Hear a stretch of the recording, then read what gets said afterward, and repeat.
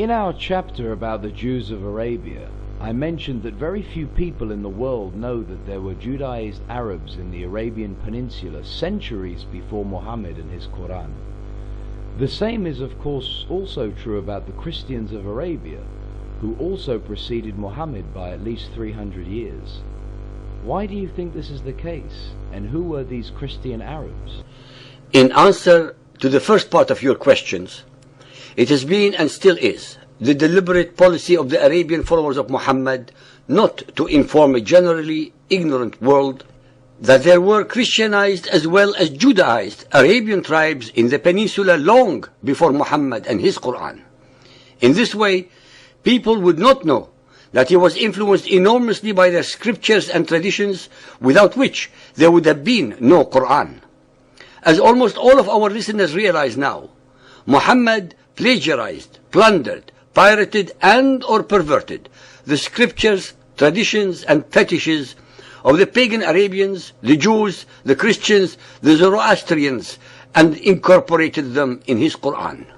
They want the world, including Muhammadan Muslims, to believe the self-evident lies that Muhammad discovered monotheism, that Allah was God, and that he was a prophet. Let us now reveal the facts to those who are willing to listen and to learn. Shortly after the conversion of the Roman Empire to Christianity, in 325 AD under the Emperor Constantine, Christianity started penetrating the Arabian Peninsula through hermits, traders and or emissaries sent by the Roman emperors to discuss trade relations with the Arabs to get spices and other Eastern products. A long time before Muhammad, Christianity had already spread to Egypt, North Africa, Abyssinia, Syria and Iraq, and was moving south to the Arabian Peninsula. In AD 450 or 451, the Great Flood of the Yemen occurred. As a result of this, different tribes from the people of Saba were compelled to leave Yemen and disperse in different parts of Arabia and beyond. Thus, the Bani Ghassan went to settle in Syria, Bani Lakhm in Hira, Iraq, Bani Khuza'a between Jeddah and Mecca, and the Aus and the Khazraj went to settle in Yathrib.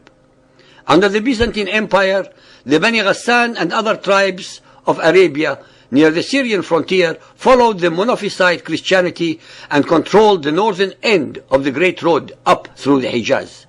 In the meantime, the Abyssinians who invaded southern Arabia of the Yemen were also Monophysite. Hence, shortly before Muhammad's arrival on the scene, the Byzantine Empire had three major Christian sects in operation, not necessarily tolerant of each other, and they were the State Church, usually called Greek Orthodox or Malkite, the Jacobite, and the Nestorians.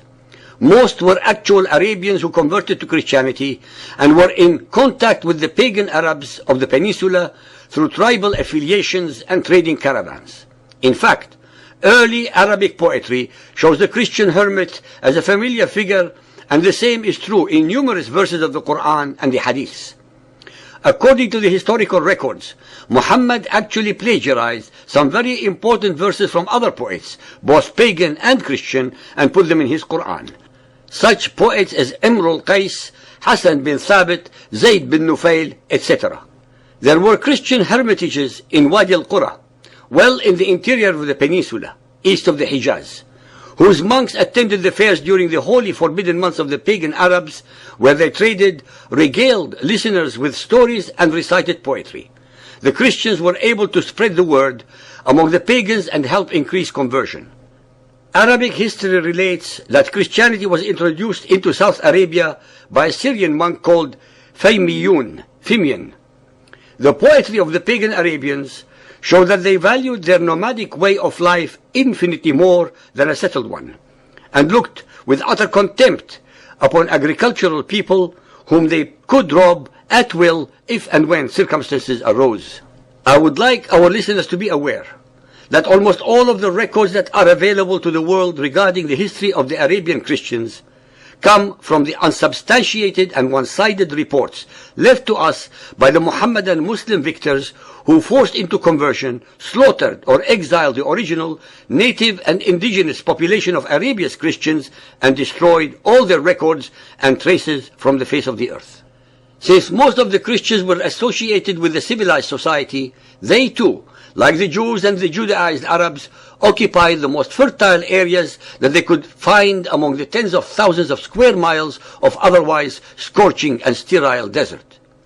The chief center of Christianity in southern Arabia was the town of Al-Najran, situated in the one part that was fertile. On the eve of Muhammadan Islam, it had probably the wealthiest population in the area. It was famous for making textiles in which silk was employed. The Yemeni garments that figure so much in early pagan Arabian poetry were manufactured there. It was also famous for its leather and armaments industry. Najran seems to have had a much more advanced political structure than other Arabian towns, including Mecca or Medina. It was ruled by a triumvirate, a Sayyid, an Aqib, and a bishop. The Sayyid acted as chief sheikh in the same tradition of Arab tribal leaders who dealt with all external affairs, exchanged treaties, controlled commerce, acted as host at the periodical fairs, and led military expeditions. Al-Aqib seems to have dealt only with internal affairs such as administering the municipality and policing the city. The bishop was supreme in all ecclesiastical affairs and ruled over all the clergy and monks who formed a considerable section of the community. It was through this town, which became the center of Christianity in the Arabian Peninsula, that the Christian message was spreading. Envied by pagan Arabs generally for the great wealth, the people of Najran were nonetheless held in great esteem for their nobility, and the ancient poets seem to have regarded them as the noblest of the Arabs.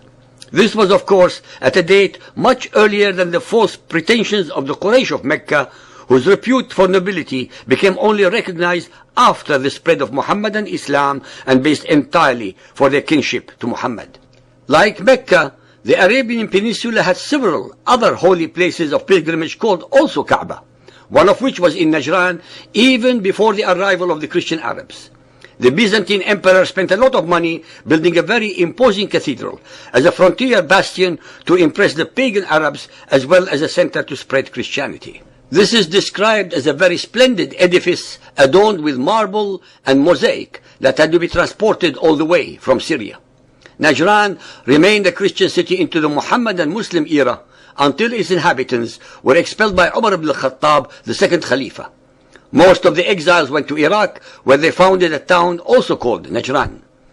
The Arabian Christians endured much less than the fate of the Judaized Arabs, who were mostly slaughtered or enslaved.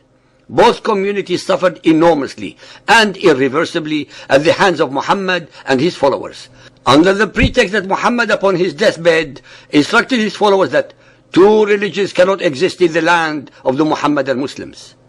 Al-Muwatta Hadith 45.17. Yahya related to me from Malik from Ismail ibn Abi Hakim that he heard Umar ibn al-Aziz, one of the last things that the Messenger of Allah, may Allah bless him and grant him peace, said was, "May Allah fight the Jews and the Christians. They took the graves of their prophets as places of prostration. Two deens, religions, shall not coexist in the land of the Arabs." Al-Muwatta Hadith 45.18. Yahya related to me from Malik from Ibn Shihab that the Messenger of Allah, may Allah bless him and grant him peace, said, "Two deens shall not coexist in the Arabian Peninsula." Malik said that Ibn Shihab said, Umar ibn al-Khattab searched for information about that until he was absolutely convinced that the Messenger of Allah, may Allah bless him and grant him peace, had said, "Two deens shall not coexist in the Arabian Peninsula," and he therefore expelled the Jews from Khaybar. In this, the 21st century, Christians in almost all the Muhammadan Muslim states are being persecuted and reduced in numbers through emigration. The most disgusting and disturbing fact is the deafening silence about this subject emanating from the media, the politicians, and the churches in the West.